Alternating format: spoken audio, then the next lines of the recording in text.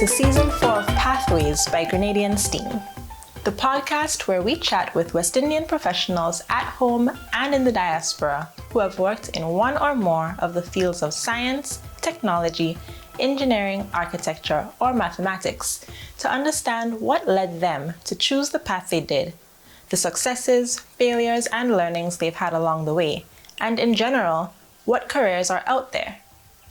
This season, in addition to debuting full video episodes on YouTube and Spotify to help you feel more engaged, we will be including our members, both students and professionals, in the conversations, inviting them to share their own thoughts, ideas, and experiences on the topics brought up by our guests. This is in an effort to encourage and normalize discussions among people of all ages and levels within society. Thanks for tuning in, and I hope you enjoy the journey on today's pathway. Our guest for today is Kristina Charles, aka KrissyCommerce. She is a 28-year-old corporate girl who seeks to document her journey to financial independence through her 9-to-5 and education. She enjoys social media discussions on 9-to-5s, mindset, side hustling, investing, and altogether living a free life. Having grown up in Grenada in the Caribbean, she seeks to be an example and talk about all the taboo financial topics among young aspiring adults. Krissy, welcome to Pathways. Thank you for having me. I appreciate it. Happy to be here. Great. So, as you know, to start things off a little bit and give people a general overview of who you are, we're going to start off with a few quick questions just to kind of put together that framework. So we did mention in the bio that you're from Grenada. Where exactly did you grow up? So as far as I can remember, I have been in Mount Parnasse, St. George's all my life. So yeah. Nice. And every school that you've ever attended from childhood till now? That's funny because I actually forgot I went to Green Street for a moment, but it did start off in Green Street. And from Green Street, I went on to Alpha Junior School. When I passed Common Entrance, I went to St. Joseph's Convent, St. George's, where I'm familiar with you as well. So for the 5 years I've been there, when I got CXC, everything, I did 10 CXC subjects. I went on to TAM-CC, where I studied law, sociology, and business management. And as of recent, I graduated from CUNY Brooklyn College in 2017. That's my latest educational background and master's pending. What was your undergrad in? So my undergrad was in marketing. Okay, cool. All right, so as a young student growing up, primary school, secondary school, how would you describe yourself? Playful, jovial, and adventurous. Okay. Yeah. It's a good mix. Yeah. And what was your first ever job? So when I graduated from TAM-CC, I worked at Merz Bishop International Airport. It was a mixture of customer service representative / fixed asset representative, but the fixed asset is nothing much to talk about. So the customer service rep, I worked there just under 2 years. So from 2012 to 2014, just roughly around that time, I worked in the marketing department as a customer service rep. So there I would kind of, on a day-to-day basis, I would be helping incoming passengers and passengers who were leaving, departing passengers, with their immigration forms. I was handling grievances that they had at the time and just being a help to them. And in addition to that, I also helped from time to time with the Ministry of Foreign Affairs. There were moments where I had to escort nationals to and from the VIP room to the plane, things like that. That life. Fancy. All right. That's what that was about for the 2 years I've been there. Nice. Okay, so from there, then you mentioned that you studied marketing. What was the direction that you were seeking to go? What was your goal at that point? So when I worked at MBIA, I got a taste for marketing because, for one, I liked the people I worked with, and I just felt like my personality matched that field in itself. So when I got to New York and before I even came here, I was like, that's what I wanted to do. It was between that and law, but law was a different story. You had to do an undergrad degree first anyway. So I took to marketing, and it was an extensive course, but it was pretty easy in a sense. But the things that I learned for the 3 years that I did my undergrad, it was great. So that was the first point where one led me to the other, kind of. Got it. Okay. And your current job is what exactly? I work in business development as a CRM coordinator. I work under digital marketing. So on the day-to-day basis, we kind of make sure that everything that's inputted into the firm system is within the guidelines. So as I always say, it's not the fancy marketing that you might think it is, but so when I was in my undergrad, I always wanted to do marketing, but I always wanted to specialize in digital marketing. So it's kind of like the back end things. It's not the things that you see, but it's the people roughly behind the scenes as well. So once I got into this job, I was able to kind of bridge what I learned in school along with what I was taking from this current job I'm at. So actually, before this job, I worked as a marketing technology assistant. So after I graduated, I think I had like a little time where I wasn't doing anything much. But once I got the job, my first job out of school was a marketing technology assistant. And because of the skills that I acquired there, I was able to land the position I'm currently at, which I'm nearing 3 years in a couple of days. So congrats. Thank you. Yeah, but that was another, stepping stone again. Mm-hmm. So kind of see the line upon which I'm kind of heading in marketing itself. It's kind of, yeah. Yeah. Okay. So would you say this is the dream job? This is what you are aiming for? Or do you have another idea in mind? Well, first of all, I don't have a dream job. Okay. I don't dream of labor. But would say I think marketing is one of the most exciting fields, biasedly. So whether, at this stage, I think I'm still junior because I started off as an assistant, now I'm a coordinator, and there's different levels to go. There's strategist, I'm thinking long-term, like being on the board, things like that. But I think as long as I am in the 9 to 5, I will try my best to, be part of that social mobility they talk about. So I'm definitely always kind of looking for more and looking to see what the next step is going to be. Everything has, in a sense, led me to, where I'm at. And looking back 5 years from now, I'm where I wanted to be. So I'm kind of happy, with that 5-year mark that I'm making now. I'm pleased altogether. Okay, good. That's a good place to be. Yeah. For sure. So like we were saying, I was telling you before I hit record, basically, that this episode is going to be a little bit different from the usual because the point here is not to talk about your 9 to 5 or what you do exactly, but more of what you do on the side, which recently, maybe a year or two, you started really diving into personal investing, finance, and that whole side of things.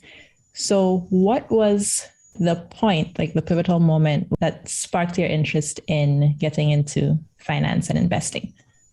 So COVID year in itself, it was a crazy year. At that point in time, I started working remotely.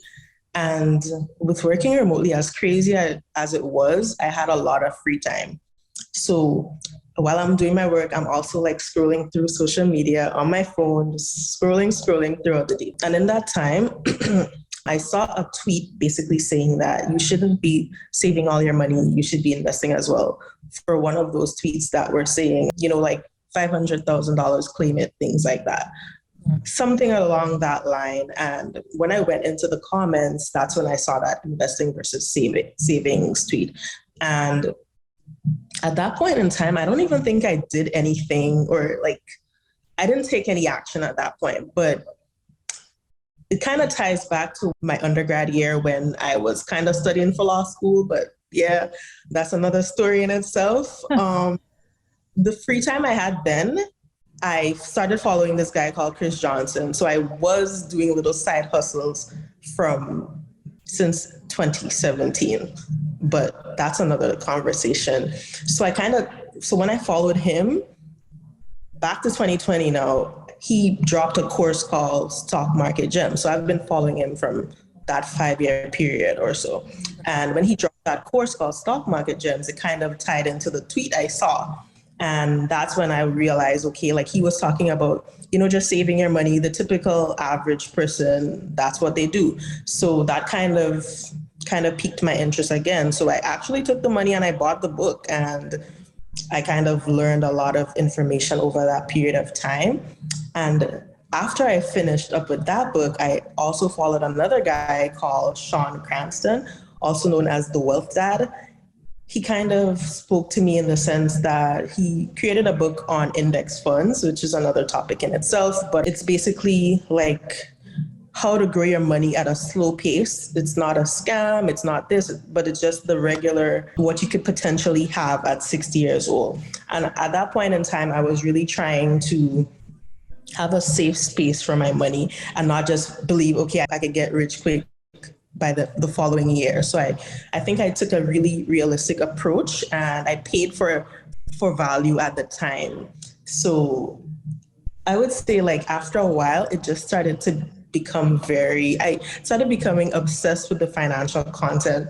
So then I started just making like a post here or there to my social media. Like, it was an obsession, but a healthy one, in the sense that I'm learning all this and I'm excited to share this with everyone else, because I'm like, well, no one is talking about this. Well, I am the first, so let me just talk about it. And through talking about it and like showing certain figures, after a while, I realized that people started to gravitate to that. I'm just like, all right, cool. Well, let me push more content out. And it was really fun doing it. So like, it never felt like a task to me. To this day, it's been like 2 years, and although I'm tired in some ways, I'm just like, because it's a lot with social media in itself. But I think the message is always going to be the grand prize for people anyway. So I still continue to push that content, and it's a work in progress too, because it's something that it's almost like a doctor. You always have to keep reading. Otherwise, you're going to forget the basics. You're going to always kind of miss out something. So through all that time, through this 2-year period, I would say it's been great. And the number of people who actually join the ride, it's crazy. Yeah. And there's a lot of different schools of thought, I guess, out there on finance and financial literacy and all of that. But it's always good to have like a bit of a niche, so you have an interesting perspective coming from the Caribbean, where we don't learn about this kind of stuff in school or even at home. And so being able to give back information like that to us here. And because I was at home during the COVID time, I think it was much more special to me when I created the book itself, Investing in the Caribbean, because it's one thing if a foreigner or so, because I'm not there on the soil, it's a little different. But because I was there, I published the book in Grenada. I was there for a long period of time. I think it kind of meant more to people, and I really took my time with it as well. And even before I had started like just putting out just like tips and stuff that I was learning myself, I had not known much about what the Caribbean had too. So apart from Caribbean people gravitating to it, I was learning about what the Caribbean was giving that no one knew too. So it's kind of like finding information for yourself, and it just so happens to benefit a lot of other people. Because I always knew like I wanted to create like an ebook or something, but I never knew I would end up creating one Caribbean base. So it just happened to be that in that moment. Otherwise, I would have created a general one for just the average person to invest in the US stock market and things like that. But I was able to do that one as a stepping stone. So, awesome. Enjoy a stay at True Blue Bay Boutique Resort, a family-run, eco-friendly waterfront resort in the beautiful island of Grenada. Choose between tropical rooms, suites, or villas, and enjoy complimentary breakfast, access to 4 pools, guided water sport activities, as well as the option for spa treatments, yoga classes, diving, and snorkeling trips. Relax by one of the pools and get drinks served to you from the poolside bar, or go adventuring the coastline on our kayaks, finding turtles, eagle rays, or even lobsters. Perfect for families, couples, and single travelers, True Blue Bay Resort has something for everyone. Email reservations at truebluebay.com for bookings and inquiries. So in all of this, like you mentioned that you published a book and all of that, or an ebook, you kind of started like an entrepreneurial pursuit in this financial realm. And I think you recently launched some coaching sessions. Yes. Right? Yeah. So what was the thought process like at the point where you're like, oh, I can actually, make something out of this besides just have it be a hobby? So let me just start by saying, when I started to become obsessed with the financial content, it really took me disciplining myself in the sense that I had to cut off a lot of things that I usually did. I would call it like a second shift. So, like how moms have second shifts after they work with them, the kids are the second shift. Yeah. So like after I worked my 9 to 5, then I would find myself going on YouTube and looking at content from entrepreneurs, traders, investors, things like that, like just their stories, and kind of filling my head with the content that I wanted to kind of become good at myself. So after work, I would do that. And I would also read other ebooks that I purchased along the way. And I would read it once, twice, 3 times. And to this day, I still go back to these foundational books. And it's not like the grand authors, it's regular people, 28-year-old, 29-year-olds who push content for themselves. So that gave me an idea of creating another stream of income for myself that provides value. So it was thought out, but it was never I never knew it would be this. So once I realized, okay, this is something that people wanted. So I wrote this book in 2 weeks in August or so. And it's almost like I didn't know the outcome of it. I didn't know people would buy it, things like that. But once people purchasing it, it kind of motivated me to kind of go harder. But from the back end of things and from the ground up, it required me to kind of tap out of who I once was, in the sense that I would, instead of doing things I would normally do, which is kind of just on weekends, for example, at the very beginning, I would read a book on a weekend instead and just kind of feel more productive. And to this day, I still kind of do a little more. I don't like my weekends going to waste. So, and it's not to say I don't go out to party. If you have me on Instagram, I'm outside. But other than that, I try to balance my life too. So apart from muting things that I no longer wanted to see, I also kind of just kept a balance. I didn't want to become a creep or anything like that. So, the realistic approach I've taken that was natural to me, people ended up gravitating to that lifestyle and that side of me. And I guess that's where we are now. Okay. Natural progression. Yes. What are have you seen any changes in yourself? So you mentioned things you had to change in the beginning. Have there been long-standing changes that you've seen in yourself? Yes. I think I've become so much more self-aware, and the confidence that I've developed over the 2 years is crazy. I always tell my friends, I just feel different internally. I think once you take some control in your financial life, other parts of you become more powerful. I accept less nonsense. I think I'm very much more straight to the point. I'm very direct, not rude or anything like that, but I'm more assertive in the things that I want overall, not just related to money, but just everything under the sun you could think about. I'm just more okay, is it intentional or is it not? What's the goal here at the end of the day? What are we doing, basically? Things like that. So I think the intention with money has flown into other aspects of my life that I think makes me a better woman at the end of the day, before 30. So it's all part of figuring out myself as well, but it's also embracing who I am. And I love it, honestly. I love that. Because I guess for different people, it's different things that would spark you to do that internal work. And for you, it happened to be your finances. Yeah. But Win-win. the thing that it's the quality of people who came into my life from the financial content. Some of them they're just trying to impress me. But other than that, I think I've had a lot of high value people. And when I say high value, I just mean like just regular platonic people who have come in and shown me game, as they call it, or just shown me a different way, or just like a different mindset to what I already have. And at the end of the day, we can have a really good, fruitful conversation and get off the table and feel good about it. And I think that's what it's all about. And that as well has made me, just it kind of motivates me to keep pushing this content too. Yeah. As they say, what you put out is what you get back, right? So full circle.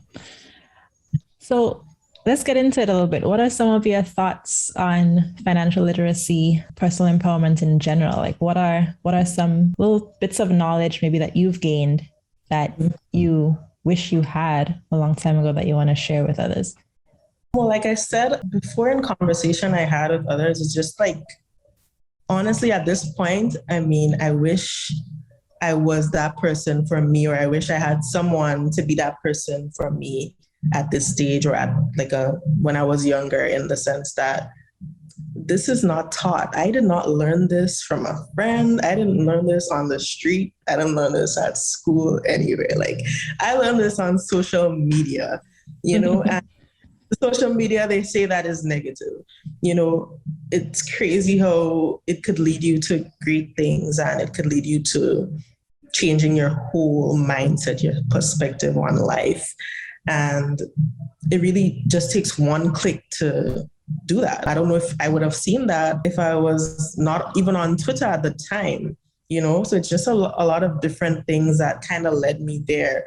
But tying in finance and investing and personal empowerment, financial literacy is often taken for granted. And especially growing up in the Caribbean, you just know, yep, your parents say save, that's it. Money goes to the bank, that's it. We just work, we study whatever they say to study, stuff like that.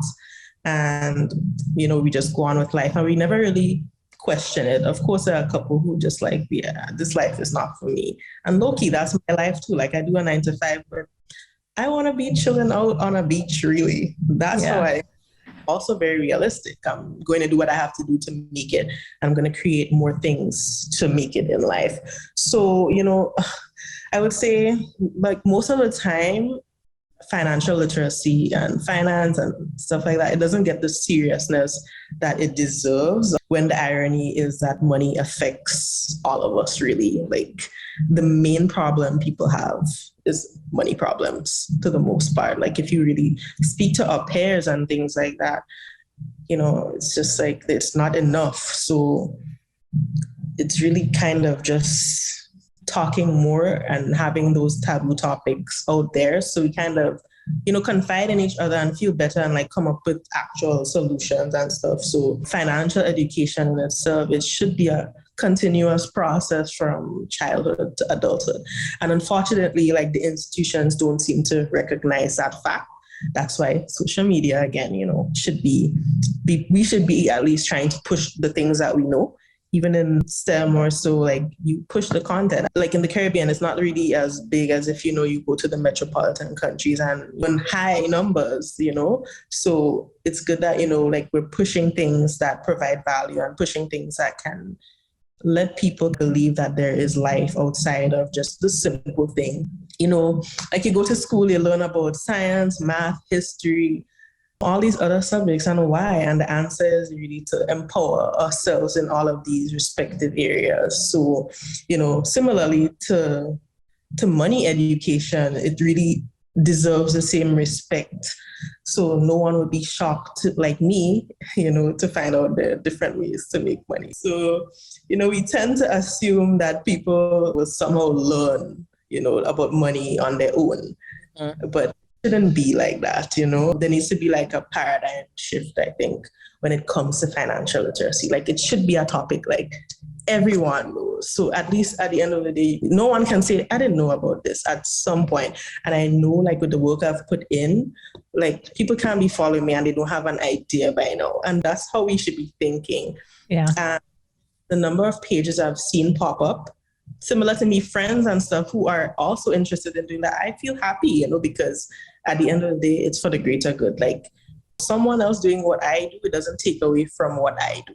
it's all about, the education in itself and what we could provide in different ways, And for the personal empowerment part, I think that is really critical because it's realizing that also no one is coming to save you.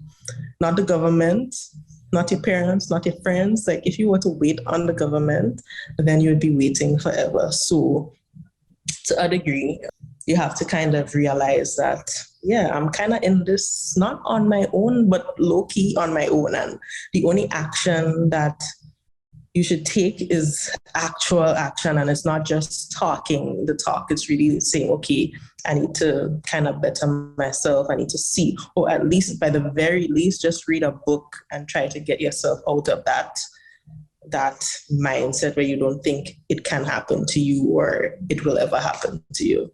And then eventually better will follow. And I tell people that. On that note, because I hear a lot of people, I talk to a lot of friends and so on who maybe think like trying to get out of whatever their current financial situation is. And it still comes back to, well, I don't have enough to make a start. They don't have access to investing and so on. Have you actually known anyone or heard of any stories of people who have been able to overcome some of the real barriers that there are here in the Caribbean to making a change? Yes. And I experience it all the time in the sense that people start off by saying they don't have, and I'm very aware of, like all the little socio problems that we have in the Caribbean, and like the pay, for example, like sometimes it's not enough. But so far I've had people have a negative mindset towards money, and the reality is that some of them just don't have. But my thing to them, I would say, do the background work first. So whether it's just as simple as reading, you have to kind of get out of the mindset that like you have to see that your situation will change. Realistically, it may not change in the first year, but what you can do is find the education. And this is 2020. You can create a digital product and sell. You can literally do this for less than 20 US. And the thing with a lot of people too is that they say they don't have, in a lot of cases, I notice personally, but then the money that they end up taking would go towards bears on a Friday or things like that, or just things that their money can be put to use for. I have noticed that they don't use it as how I would hear them talking the negativity about them not having.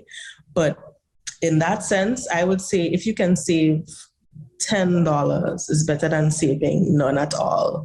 If you can save 15, any little amount, it adds up. And the thing is too, you have to realize like you can't just wake up one day and you're going to invest. You need to have money saved up before you do anything else. You need to develop proper financial practices before you just throw your money out wild. If you can't save 100, they say, how would you save 1,000? So that's the kind of mindset that you have. It's really going for the small wins before you think crazy and unrealistic. So for the people that have reached out to me, for example, they would say, I don't have enough to afford your ebook. Well, if you don't have enough to afford the ebook, then you shouldn't want to be investing at all, because if something is $12, then what your focus should be is on saving the small change and building up something from a foundation before you go risk your money. So I always tell people A before B, B before C. And there are people for example, from 2020, they came with a negative mindset towards me, and I'm more like a solution-based person. I'm going to listen to the problems, but problems are not going to do anything for you. It's literally just going to keep you in that place. And as long as you can get out of that, like that scarcity mindset, then there's no moving forward. You are going to be stuck. And as I tell people, it's almost like you have to believe that money will flow to you and then money will come. Even if you're not there yet, I've spoken to people and it's just sad to hear, like, I've seen them grow over the years, but then they're still in that mindset that will hold them back and they don't even realize their potential if they let go. So a lot of the things are also in our heads as well, I would say. But you really have to get delusional and then things will start to work out for you. As weird as it sounds. That's an interesting way to put it. But no, and I've honestly spoken to so many people, like not just in finance, but in, their careers and whatever. And a lot of people really talk about manifesting what you want for yourself. I've tried it. It's easier said than done, because if you're in a bad headspace, it's really hard to get out of something like that. Yeah. But it's so true that once you really think positively and turn your mind around, good things start to come out of that. Absolutely. It really is. And it's not something that, you're just going to wake up one day and be all fine and dandy living in some utopia. It's really like the small things, like, okay, making a small sacrifice today. How can that better me tomorrow? So it's the practices. And once you develop good practices, then eventually things would come.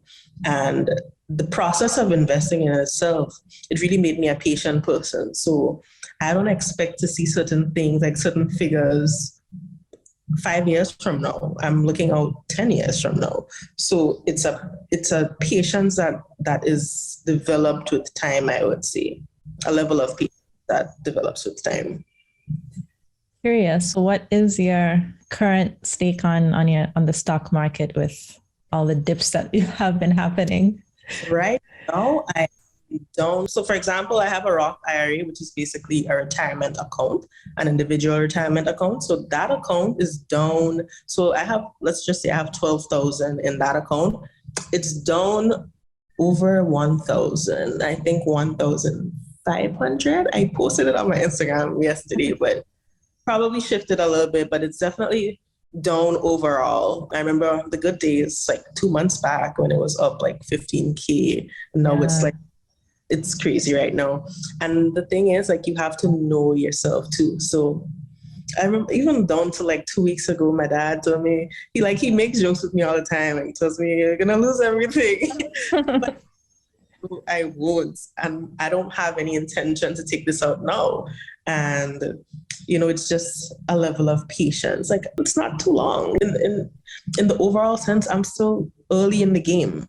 So it doesn't bother me, my account. Like, I could lose everything. And actually, you don't lose until you sell. So my account could be down $5,000 and I honestly would not care. Like, it doesn't pain me in my chest. I would be lying to see if it does, because I'm not thinking about December. I'm really thinking about 2030, 2035 and beyond that, really. But everything is down as well. So yeah, it's taking a beating, really. So are you the type to just let it ride, or you're going to buy while it's down, hoping that it goes back up? Well, the thing is, I am a buy, but because of my recent responsibilities, I'm just letting it ride for now. I'm not watching too hard. Like, I might go in once a day, but right now she can ride all the waves and I'm fine. Awesome. Cool. All right. So I have a couple questions for you. First of all, what is it that motivates you to keep going? With finances and life in general, how do you that positive energy flowing? Well, like many, I don't wake up every day and feel motivated to do things. In fact, I rarely ever feel motivated. Like, I just want to do what I want to do. I don't want to work, but I would say not the fear of being average, but I just don't want to be average. That kind of gives me the discipline to kind of keep going, especially like over the last 2 years. I just want to look back and feel good about myself. So the work I put in when I was 27 to date, I feel good about it. And I want every year of my life to be that until I can actually relax. So I'm motivated in the sense that I know I'm lazy. So I'm putting in that work now so I can be lazy peacefully. I don't want to work hard. You're looking out for future, Krissy. Yes. Like, I'm just putting in this work right now just because I don't want to do it later altogether. Like, as I said, as I told my coworker, actually, at some point, I want to just be paid for using my brain. Right now I'm doing the manual work, but when I look at people on the board of directors and people who come together, they are getting paid for their time to talk.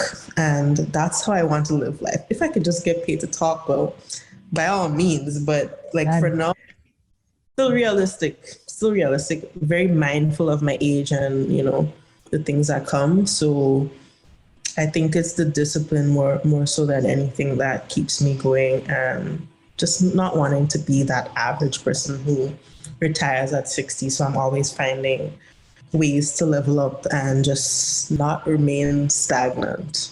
Yeah. And if you could go back and visit your, let's say 18-year-old self, what would you tell her? I would say pick up more books. I mean, as adventurous as I was, I don't think I read enough. And by reading enough, I think I would have bounced up a couple more things that would have shaped my early 20s, as opposed to me finding these things out halfway through my 20s. But I was never a fearful person, or like in the beginning, like that, those ages, 18, 17. I think I was just kind of, honestly, I was a dreamer. So it's kind of hard, because I was just like, I was really happy back then. Then like adulthood came and it hit me. So, hit you right over the head. Yeah, really.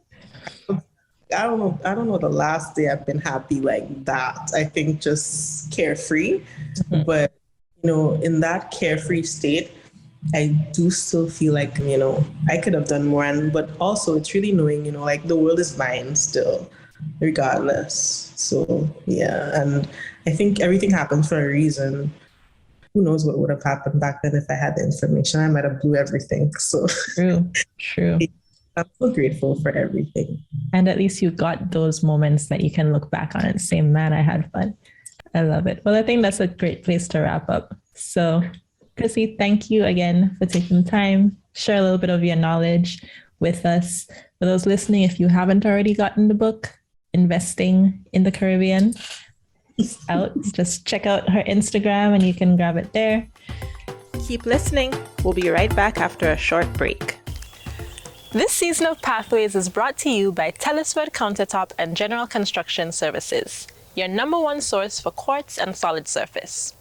Their services are not only limited to countertops, their team builds homes, cabinets, vanities, does 3D images, renovations, and quantity estimates. Telesford Countertop and General Construction Services' mission statement is pride and delivery upon customer satisfaction. Contact them today at 435-0133 to get started on your construction project. My name is Andre Gleam. Grew up in St. John's. Went to St. Mary's Junior School, Presentation Brothers College, T. Marshall Community College. Then I furthered my studies attending Seneca College in Toronto, Ontario, Canada. Further went to Lakehead University to get my degree in civil engineering. And I'm currently working for a consulting firm based in Toronto, Ontario. I'm excited to be a part of this discussion and get to connect back with a lot of local Grenadians and persons like Arlene, saw what you were a part of. And sitting down here the other day, I'm like, I need to do more. You know what I mean? So that's why I went on the GrenSTEAM Steve website and became a member and see if we could do some kind of mentorship program or something along that side. So I love it. I love the flag in the background. All right, if you could introduce yourselves, basically to Andre. Hi. Hey, Andre. My name is Anthony Benjamin. I used to go to J.W. Fletcher Memorial RC, then Grenada Boys Secondary School, then to TAMCC. And now I'm a student at Beijing University of Technology, where I study computer science. And now I'm here on Pathways to basically become like a mentor for the youths and so on, something like you're doing. So welcome, glad we could be on the same road. Oh, nice to meet you, Anthony. Yeah. I'm Raman. I'm not Grenadian. Well, I'm Grenadian by marriage. I'm originally from Antigua. Met Arlene in Chicago. I'm a small business owner here. I studied computer science in bachelor's, mechanical engineering in bachelor's, and I'm currently pursuing a master's in CS at University of Illinois. Yeah, that's pretty much me.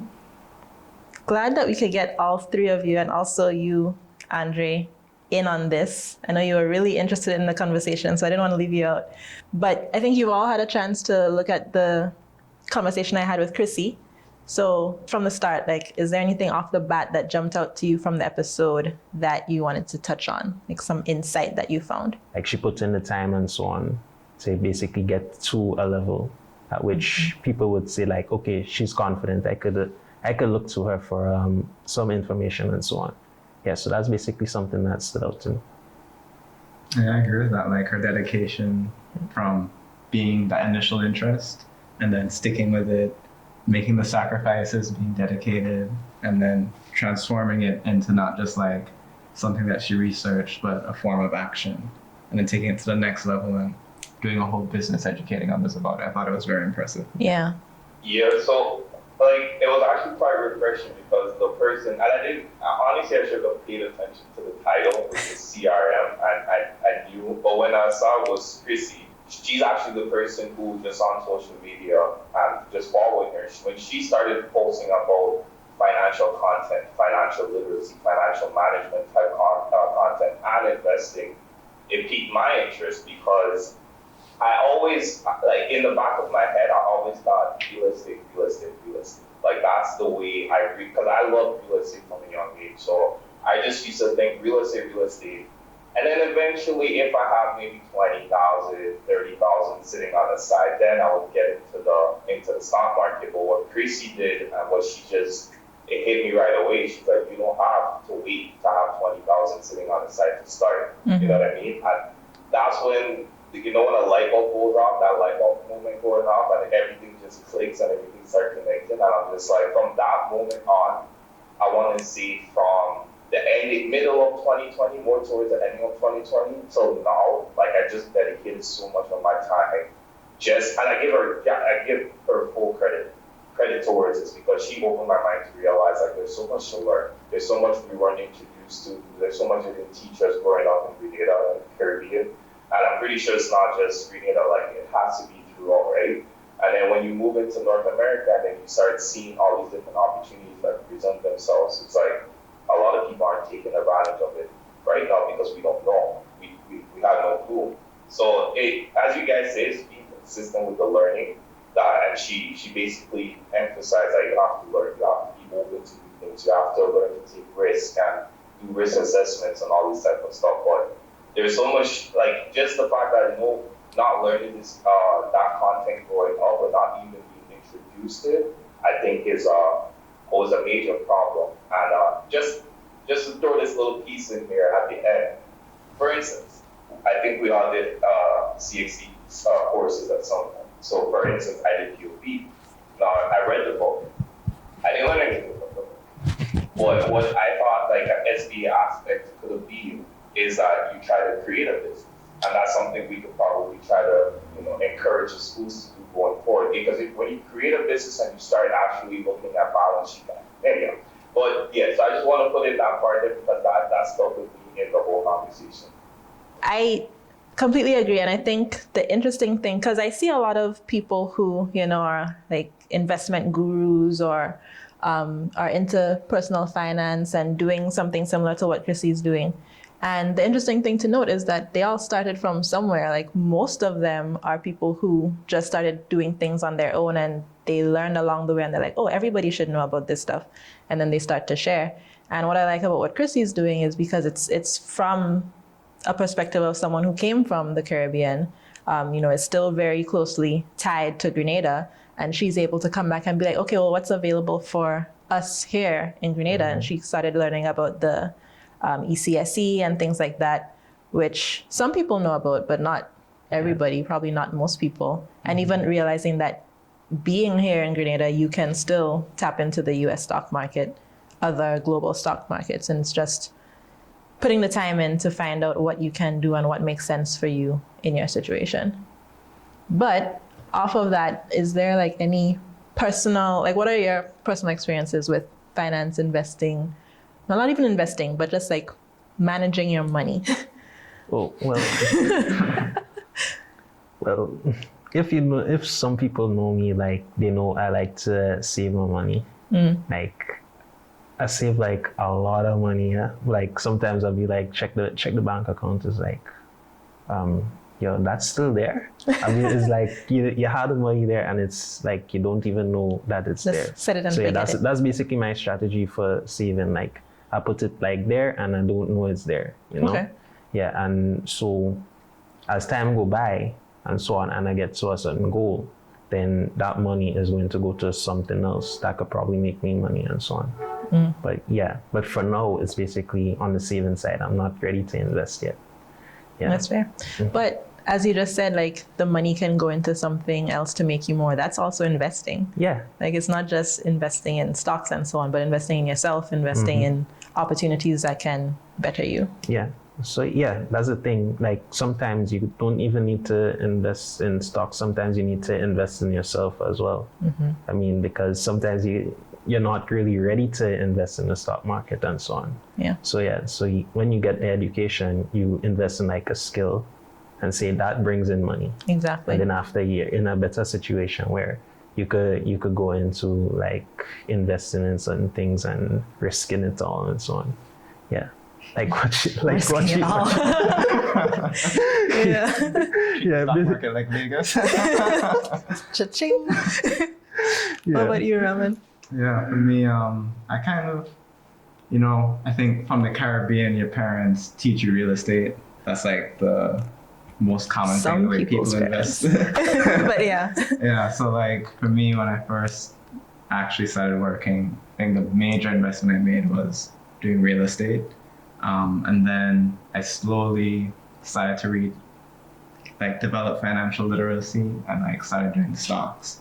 And then I think after that it was, hey, I could probably invest it into another business that I can make money. So like, it's just been a mix of doing those three things. And learning along the way, right? Oh yeah. Because that like, I to this day, it's been years that I've been like trying to dabble in the stock market and I still don't know what I'm doing. Me too, buddy. So yeah, I think that's the important thing. I guess if I was to take the time, dedicate the self. But at the end of the day, it's like what's important to you and what do you have the time to do? Like maybe right now, investing just isn't my thing. Like I'll do it on the side, but I'm not, checking it every day or saying like, oh, what stock should I buy? I don't have time for that stuff. Yeah. Day trading is like very intensive and time consuming. Yeah, it is. exactly. You could take like a passive approach which I do very passive with money. But it's also to the point where, I'm like Anthony was saying, I manage my own finances relatively well, I think, where, if I want to save towards a certain goal, I'll make sure I'm saving for that. Or like if there's something that I know I always need or I always want to do, traveling is my thing. So I always have a travel fund, and whatever extra money I have would go into that. So then when I'm ready to take a trip somewhere, I don't even have to think about it like, oh, where I'm going to get the money for. I have a travel fund that I just dip into and I don't have to worry about it. So things like that is how I set myself up, I guess, financially. And then when I had the opportunity to invest, I also did that just so I know that there's something there building, but I don't pay attention to it. I just know that when I go back in like the next 10 years, there'll be something, Well, quick question before I even start. What business do you own, Raman? Oh, I own Carabites, food delivery business in Grenada, Antigua, and You said St. Vincent. Carabites? Yeah. Oh, I see. Yeah, it's on the. Oh, I'm sorry. Yeah. No worries. Well, You gotta awesome. zoom in, pinch to zoom the screen. Yeah, put you on a laptop. Okay, that's good to know. So essentially, I guess in my time, because I only finished school in the end of 2019, so like financial literacy for me, because when I moved up here, I didn't have like a bunch of money sitting in the bank account to pay tuition, so I went the loan route, right? So I took out a bunch of loans. It's a whole different conversation. But my main goal, at least when I first finished, was to pay up a certain amount between the first 2 years, right? I set consistent amount to pay off. And it's public knowledge, but it's not public knowledge, but I don't mind saying it. So when I finished school, I had close to $70,000 in debt, right? in the hole. And I'm sitting on there, and what I was thinking growing up was, take the loan, you make money, you pay it off, and then you don't start paying attention. Like a young person, 18, 19, 20 years old, I'm not looking at the loan balance that's building up. I'm just looking at the money that's coming into my account. I'm just like, all right, let's buy sneakers, let's buy this, let's buy that. Be mindful, I didn't blow up my money on the other stuff. All of it went to school. The majority of it went to school. But at the same time, I was thinking if I had known better, I would have probably got Nike stocks rather than Nike sneakers. Discount when I was working at Foot Locker to buy Jordans. Yeah. And I bought some Nike stocks, but anyhow, everything is hindsight. 2020 when you're looking back. But so I finished with 70K, and then when I started working, I was diligent. I'm like, I have to set a certain amount to pay off a certain amount of dollars because I had other ventures I wanted to get into in the near future. So I was able, the first year and a half, I paid over $48,000. And that's just me not spending any money on anything except for maybe having $1,000 in emergency funds. Just $1,000 because I bought a car cheap. I didn't buy a new car, right? So I bought a car cheap, so I didn't have any car note. And I just kept working, and I was paying minimum rent, and I just ended up paying off $48,000, which is huge. We're still paying off a little bit of the rest of the balance, and then afterwards I started, as I said, I heard Krissy, so I started buying some stocks, and then I'm the type of person, I started with $2,000, and I'm like, okay, this $2,000, let me just learn. I wouldn't put any more until I learn enough where I feel comfortable investing, and that's what I did. So I just bought a bunch of books, started listening to a bunch of YouTube content, and then I was able to start buying stocks, and in the ending of last year, you started seeing the gains. So it made me feel like, okay, well, I'm doing something right, and obviously now the market's down, but I anticipated the market to be down, at least for the first half of the year. With all what's going on, who knows where the market's going to end up, but it doesn't matter because we're thinking long term, right? So it's not something I'm always focusing on where we think about the long term goal. And then I was able to purchase, during that time, a house out here in the crazy real estate market. Thank you. And so now we're learning, we haven't moved into it yet, it's still being built, but now we're learning about the ways to be able to use equity in order to advance yourself in the future, right? But using equity wisely. But once again, real estate is another long-term investment. So that's something that we would like to see play out in the next 5 to 10 years. But it's just setting up, and I want to start my own business. So that's why I was interested to know what business you want. And I know Caravans is quite impressive because I see it on social media all the time, especially Facebook. I have to thank the rest of the team for that. I manage the technology side. Oh, but that's even more impressive. Like if the technology, if you really look at the world and where we're going, it's technology advanced, right? So for someone in the Caribbean to start something like similar to Uber Eats, that like in my head, I'm like, why hasn't someone started that like years ago? You know what I mean? But it's great and it's awesome to see when things are advancing in the Caribbean, and kudos to you guys for at least being part of the mission. Thank you. And kudos for you getting that house. It's very impressive. I'm hoping to be like you when I grow up. Yeah, it's crazy because we bought right before the boom. Because the boom was in 2021 in January, but we bought in the 2020 summer.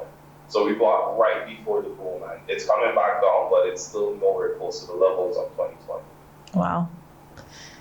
All right, so I want to take a little bit of a turn in the conversation, because another thing that was like a common thread in what Krissy and I were discussing is the idea of just kind of like leveling yourself up regardless, So she mentioned that through learning about stocks and like disciplining herself to be more knowledgeable about finances, that also helped to propel her confidence in a lot of other areas in life. Mm-hmm. So just like being more assertive for herself and knowing what she wants and knowing how to speak up for herself or go after what she wants.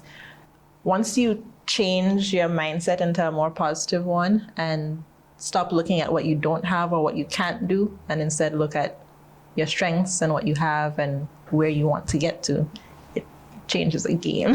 Yeah. You start seeing solutions instead of problems. Exactly. So I wanted to hear from y'all what your thoughts are on that. Well, what I see is like when you focus on something and you gain the knowledge and so on, it actually empowers you. Look for solutions into like use what you have and figure out, okay, this is how I can solve this problem and so on. With Krissy, it was basically she learned about the stock market and so on, and now she can look at the charts and so on and say, all right, this is the solution there. Like she mentioned, right now there's a down market going on, but based on the research she did, like she knows that, okay, you can buy and so on, and she's looking at long term. So like I looked at the charts and so on as well. There was like basically 2 crises before, like the .com bubble, and then after the recession, and the stock market basically recovered from both of them. Right now it's basically better than everything else. When you do your research and so on, it actually puts you in a better mood. Like when she mentioned like the only how you're going to lose is if you sell, basically. Yeah.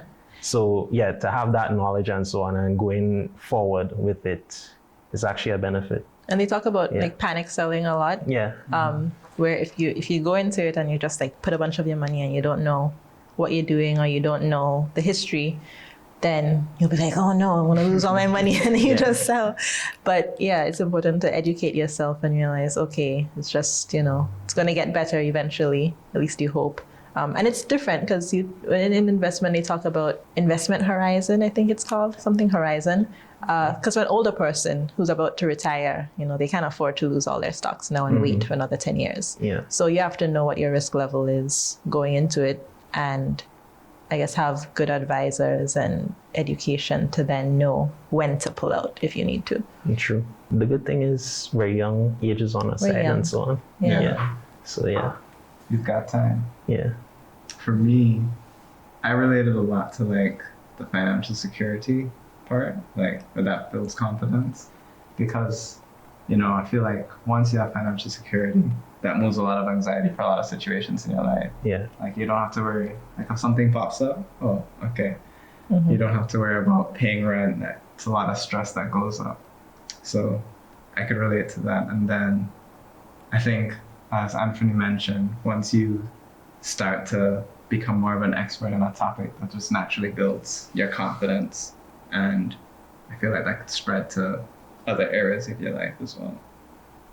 When Krissy did say that, like that portion about how she felt like she's a different person, like I get it. Like I fully get it. And analogy that I've heard before, and I think she probably said it too, is that I no longer look at money as something that I need. I look at money as a tool, right? So it's really and truly, every time I get paid, I just look like, okay, where am I going to put this amount of dollars? Where am I going to put this? Okay, so this section that I have for whatever, like investment opportunities or investments is like, okay, well, I know it's going here, and I feel more confident about the fact that my money's not just stagnant, losing in a high interest environment, losing value. You know what I mean? Because at 9-10% inflation, that's insane if you think about it. So, but how it changes the mindset also is like, I'm like, okay, well, this is one aspect of my life that I feel comfortable with right now. Now, you know what? Let me take on a different challenge. Let me go to the gym more, or let me read more. And that's it. That's basically how you start to level up in life, because you're not only putting a focus and enhancing one aspect of your life. It starts that momentum starts to flow over into the different parts of your mental, right? So you might want to challenge yourself. So now I'm hitting the gym more because I feel better. Because okay, yeah, I'm trying to gain wealth in the long term, but I need to make sure I'm healthy enough to see the long term and to be able to enjoy my hard work right now. So I fully understand when she said that. Like I get it. Like I look at life differently. I wake up with more intention. Like even if I'm not like, yeah, let me go to my 9 to 5 every day, at least I know I'm like, okay, well, it's one day closer to my goal. And you can't go 100% all the time. You obviously, there's days you're not going to be as productive as others, but it's the whole point of being consistent. And once you start to learn consistency, because for you to gain wealth, you have to consistently invest. You have to consistently do research. and find out new things and broaden your mindset. So you start seeing life different. Like I actually told my fiance this yesterday. I'm like, when I walk outside now, I see the world like a real life monopoly. Like, I don't know if that even makes sense. It's like a real life monopoly game, because now I'm looking at all the residential areas and then I see a big apartment surrounding them all. I'm like, okay, well, us homeowners own this, but somebody with a lot more money owns this apartment building. And it's just, and when this money, when you can use the cash flow from this business to go into another business, I just started seeing things differently and it just started to click. So I fully understand what you guys mean when it comes to changing up the mindset. Like it's impactful. Mm-hmm. I had to pull up my phone because you mentioned like using money as a tool, and it reminded me of this quote that I really like. I didn't want to misquote it. So it's from Tim O'Reilly, and he said, "Money is like gasoline during a road trip. You don't want to run out of gas on your trip, but you're not doing a tour of gas stations." Right? And I heard this quote like years ago, and I love it because it's so true. Like a lot of people, and it's unfortunate because that's just how maybe your life is. Like if you don't have a lot of money, you're constantly just looking for more money to pay your bills, living paycheck to paycheck. But at the end of the day, like if you look at it that way, you're never gonna have enough because you're always just looking for more. But the idea is that you're living life, and yes, you need money to do certain things, but the goal is not to find more money. The goal is to live life, and you just need to make money along the way. But anyway, in like the conversation we're having, I don't want it to sound too one-sided, because we're kind of speaking of it from the perspective of a place of already having enough. Mm-hmm. And for the vast majority of people, especially in the Caribbean, that's not the case. So I think I always struggle to talk to people from like different walks of life in a more relatable way. But I think there's still bits of advice from the conversation with Krissy, from what we've been talking about here, that can relate to people who maybe don't have enough, or maybe not in the job that they want to be in, or have a huge loan that they need to pay off and they don't see a way out. And it's that idea of changing your mindset, one, trying to be more positive, but also just doing what you can with what you have.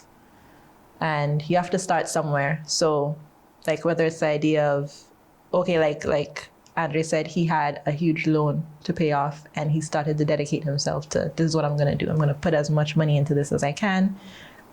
Maybe not go to the club on a weekend, or not buy that extra takeout or whatever it is, and focus all your energy into that one thing that you need to do to get yourself to the next level. And that would be different for everybody. So maybe someone is in a more difficult situation, but just finding the one thing that you can do now based on where you are to improve your life. I don't know if y'all have better ways to put that. Probably. Like some people, you probably don't have money, but something some of us all have, we have time. I mean, you could invest your time into acquiring a skill or acquiring knowledge that you can use to probably get some money and so on. Mm-hmm. If you look at it from another perspective, you don't always have some roadblocks. Yeah. So like you go in, you invest your time into researching, get some books or get a mentor or something, and acquire a skill and so on. And through that, you acquire money. And then you're basically in a better financial situation.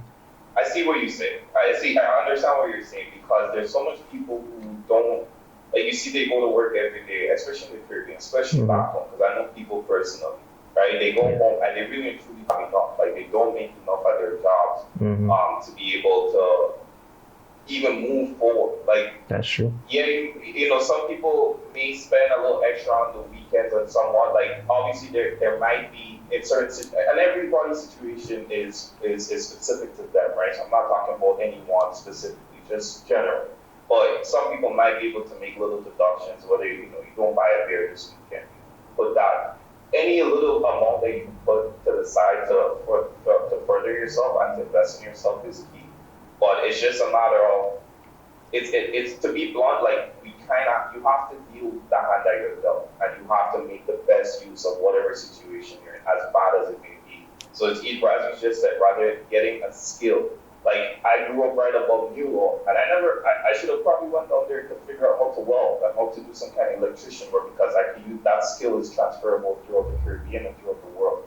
You know what I mean? So it's not always, I feel like there's a lot more emphasis needs to go into trades and skills in the Caribbean, especially in Grenada, especially shouldn't be looked down upon at all, because a lot of people make a lot of money up here to the same exact True. Yes. Right? And I know people who left Grenada that went to the States and they're doing very well with their own stuff. So I feel like a lot more emphasis needs to go into the different trade skills. It's not just carpentry and stuff. There's other sewing, whatever it may be. But I think that's one avenue to look at. It's a broad conversation to have. Yeah, I think a lot, like the common theme that I've heard about this discussion is like discipline. Everybody needs to be consistent. I think before that comes to place, a lot of like planning and understanding of where you are needs to take place. And okay, once you understand where you are, you need to be realistic about like what are the next steps, what are the opportunities. And then I think after that, it's just discipline. And I think as Anthony and Andre said, like it's the traditional, walks of life are much more than we know. Everybody can branch out and do something new and different. Yeah. True. I think that's a good place to wrap up. I really appreciate the different perspectives. So I'm glad that everyone was able to join today and share some thoughts. I have one thing to say. Yeah. So for people that think that they can't start like looking into the stock market because they don't have funds, you could always open up like a paper account where you actually don't spend any money, and it's like a simulation of what's happening in the actual stock market real time. So you can say, I'm gonna buy this stock, and you're buying it at the price today, but you're not actually spending real money, and you could see what your performance is. And then when you're comfortable enough, then you could say, I could put $1,000 or $500 in. So if you just want to test to see how it would work. If you just want to learn. Simulate. Yeah. Okay. Like lots of different trading platforms offer it. Okay. Interactive Brokers, which is what I use to invest in US stocks as a person of the OACS. Okay. Offers Interactive it. brokers. Yeah. Good to know.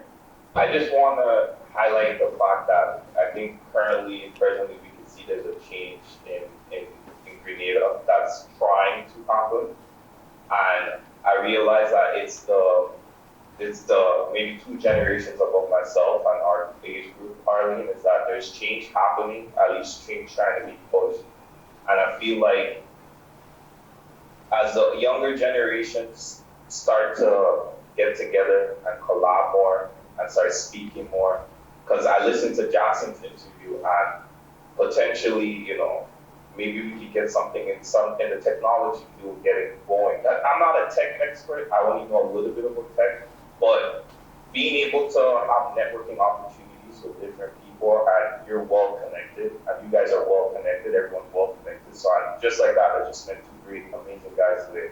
And then, we could further the conversations and see how we can connect the persons abroad to the persons back home in different Caribbean countries, because we just gotta connect. Because I think we'll be more powerful and more influential if we continue this movement that you guys have going on. And I'm very thankful for having me today. But last thing I'll say is just stay focused on your goals. Times are hard, but times will not be getting easy. Like, you have to live in the moment, enjoy the moment, but just keep trying. You know what I mean? Just keep trying regardless of what you're trying to do. And things may start to break through as the stable economic, I don't want to go political, but as things continue to possibly change, I think better things are coming for us, and the more we stick together, the more we network and get these projects going, I think the more successful we'll be. Agreed. So again, thanks for joining. And to the listeners, thank you for joining us on today's podcast. Thanks so much for listening. We would absolutely appreciate your comments and feedback as we try to make this podcast more beneficial for you, our listeners and watchers. If you're listening on Spotify or Apple Podcasts, please take a minute to press the review button, let us know how we're doing, and let others know that this is something that's worth their time. We also love to see your comments and engagement on social media. So head over to the post and let us know what you think about this latest episode.